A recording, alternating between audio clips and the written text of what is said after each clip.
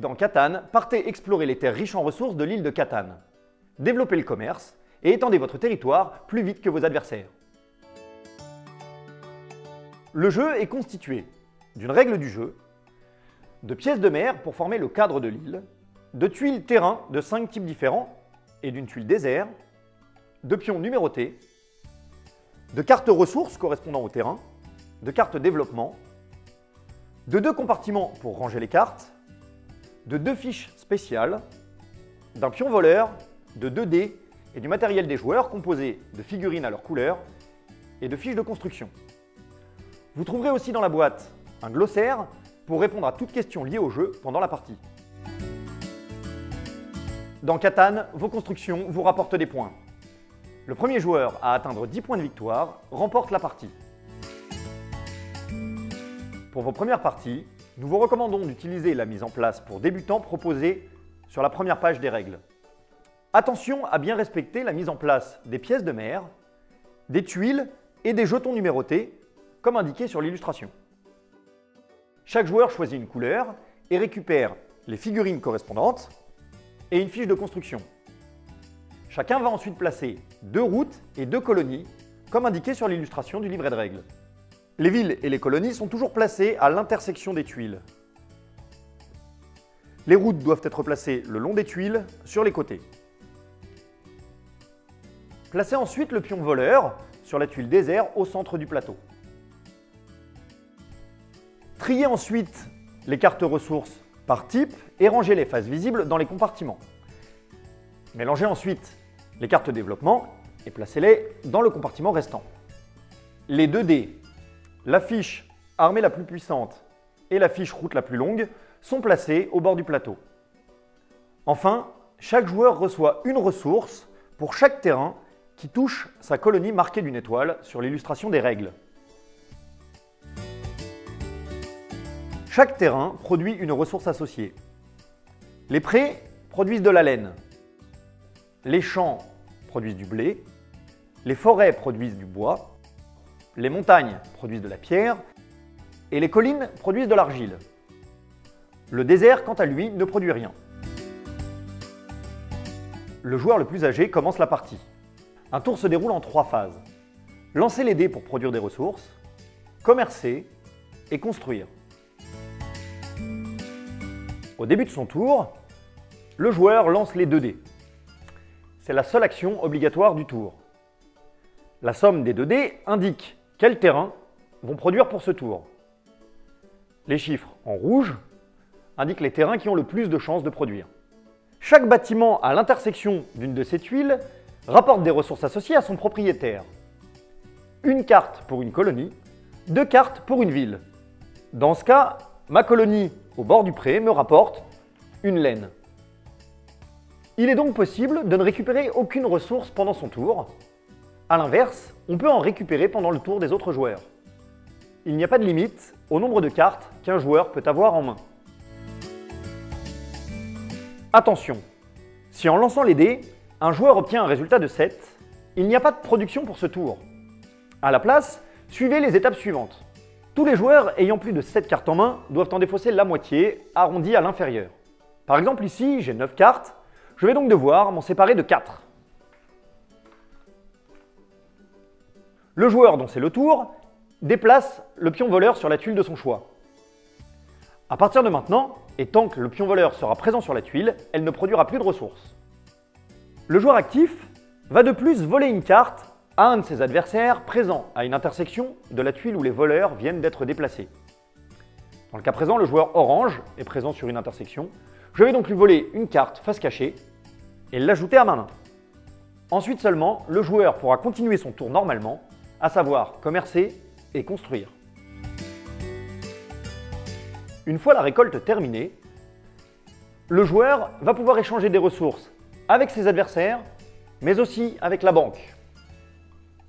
Les échanges avec les autres joueurs sont appelés commerce intérieur. Vous pouvez indiquer les ressources que vous recherchez et les ressources que vous êtes prêt à échanger. Vous pouvez négocier librement avec les autres joueurs. Personne n'a de bois. Si, maintenant vous avez du si, bois, moi, les gars. t'en veux J'ai un argile. Quoi Un argile. Un argile contre un bois? Ouais. Ouais, d'accord. se montre. Cependant, les autres joueurs ne peuvent pas négocier et échanger entre eux. Ils ne peuvent le faire qu'avec le joueur dont c'est le tour. Les échanges avec la banque sont appelés commerce maritime. Il est toujours possible d'échanger 4 ressources identiques contre une autre avec la banque. Si le joueur possède une colonie sur un port, il va pouvoir réaliser des échanges plus intéressants. Il existe 2 types de ports. Le port standard, qui permet d'échanger 3 ressources identiques contre une nouvelle avec la banque, au lieu des 4 habituels. Et le port spécialisé, qui permet d'échanger 2 ressources d'un type précis, ici l'argile, contre une nouvelle avec la banque. Après avoir éventuellement commercé, le joueur peut choisir de construire autant d'éléments qu'il le souhaite en payant à la banque le coût de construction indiqué sur sa fiche individuelle. Une route nécessite un bois et un argile. Elle permet de s'étendre sur le plateau et est posée le long des tuiles terrain sur les côtés. Il ne peut y avoir qu'une seule route à la fois et elles doivent être construites dans la continuité d'une autre route ou à côté d'une colonie à sa couleur. Une colonie nécessite un bois, un argile, un blé et une laine. Elles permettent de produire davantage et rapportent un point de victoire. Attention, une colonie ne peut être construite que si au moins 2 emplacements de route la séparent d'une autre colonie. Une ville nécessite 2 blés et 3 pierres. Elle remplace une colonie déjà construite. Une ville produit le double d'une colonie et rapporte 2 points de victoire. Un développement coûte un blé, une laine et une pierre. Le joueur pioche la première carte de la pile, la regarde et la pose face cachée devant lui jusqu'à ce qu'il souhaite l'utiliser.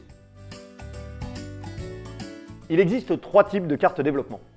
Les chevaliers, les progrès et les points de victoire.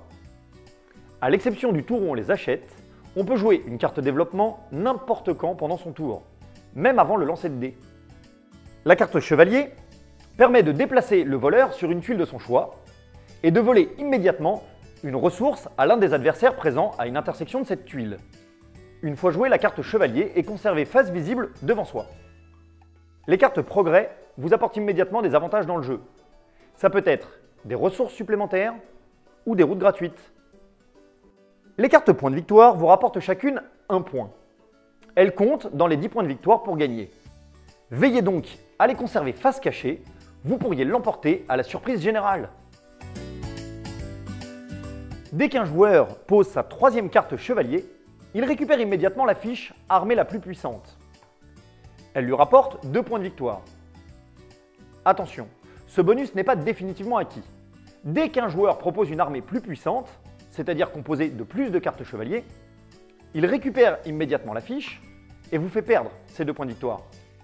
Dès qu'un joueur réalise une suite d'au moins 5 routes continues, sans qu'elles soient coupées par une colonie ou une ville adverse, il récupère la fiche route la plus longue. Elle lui octroie 2 points de victoire. Attention, comme pour la fiche armée, elle n'est pas définitivement acquise.